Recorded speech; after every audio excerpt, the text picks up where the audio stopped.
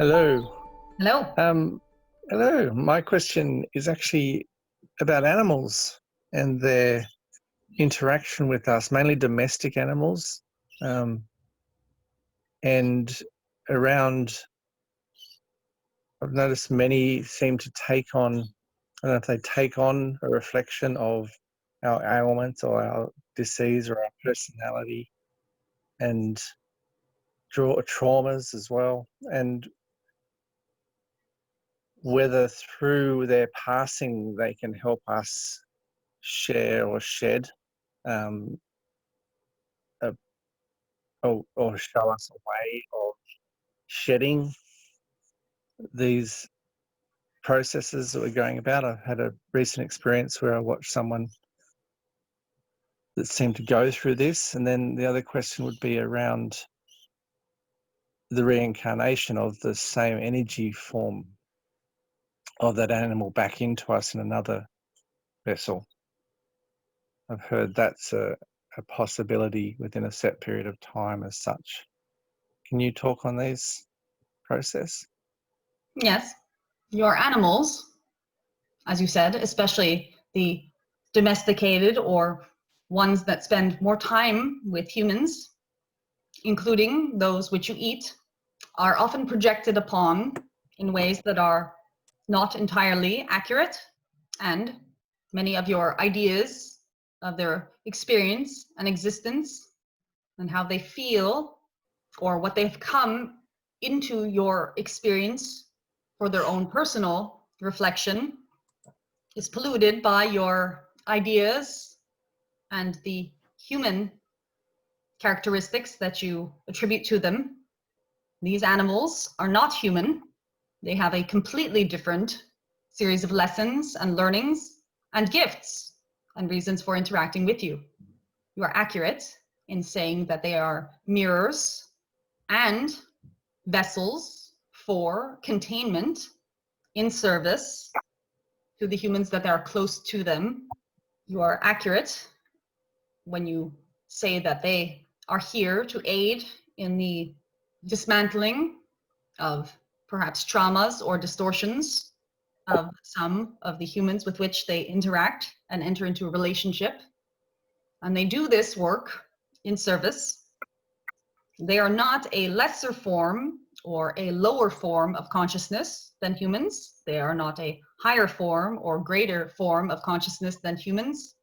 They are parallel, equal, yet different.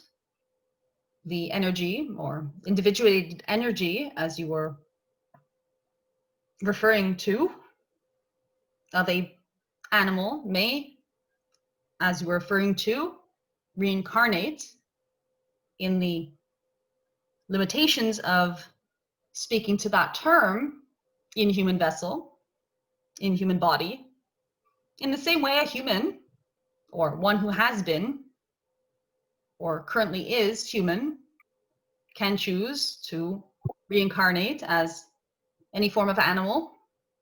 We use the word reincarnate very lightly. We would like to remind you that all incarnation is simultaneous, as well as all non-incarnation.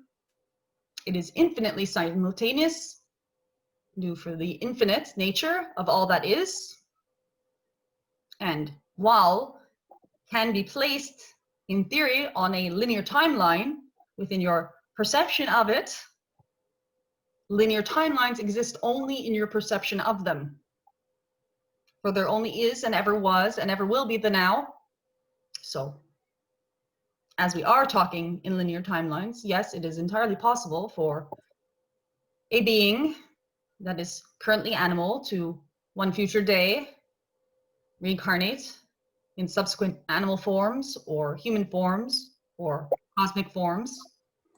And the service that they do provide here, we refer to the animals that you are in contact with and the examples of animals that you see that are performing this service. Yes, indeed, they are powerful collaborators with you. They are powerful allies in your journey and are in your path, on your path, to be a teacher to you in the same way that everything in your path and on your path is placed there, or is placed by you there to be a teacher to you. There is a special relationship between animals and humans, generational, and it is of benefit to both of you. You are now in a space where you are learning that some of your choices in regards to these animals have not been entirely balanced, and they are guiding you through these experiences, this learning. Was there more to the question? So that then is, because everything is a reflection of other self. So they are aspects of ourself coming back, and well, we're creating what we wish to learn from them. Yes. So in the process also every human with on your path. Yes. So when we're in the process of eating animals, they're teaching us that same reflection. Yes. Is learning to be in harmony with their consciousness is the same as ours, but on the parallel. Yes, we added the aspect of the animals that you eat for even the animals with which you have no personal contact. And we will laugh at that term, because what can be more personal than consuming the body of another being? But animals with which you believe yourselves to have had no personal contact before their physical incarnations had come to a close, even those, every single one of them that touches your life, entering within you in the form of food, is a being who has come in service to you, willingly, to teach you, to be with you, to express in their way the infinite nature of the all that is. And whether you eat meat or not is not the question, but an awareness of the fact that you are in interaction with a being will add to your choices potentially, and certainly to your experience. There are cultures on your planet who are very aware of this. They have not ceased their use of animal products, but their awareness of it means that they are in a more loving relationship with their animals, not during only the lifespan of the animal, but also beyond it. They are understanding that it is a soul contract that they have come to undertake with these beings, so that both can learn and grow and expand and serve each other. There is another part of your population who has either forgotten or chosen not to enter into, or consciously enter into, the spiritual or soul side of their interaction with animals, service animals, or animals for food consumption or others.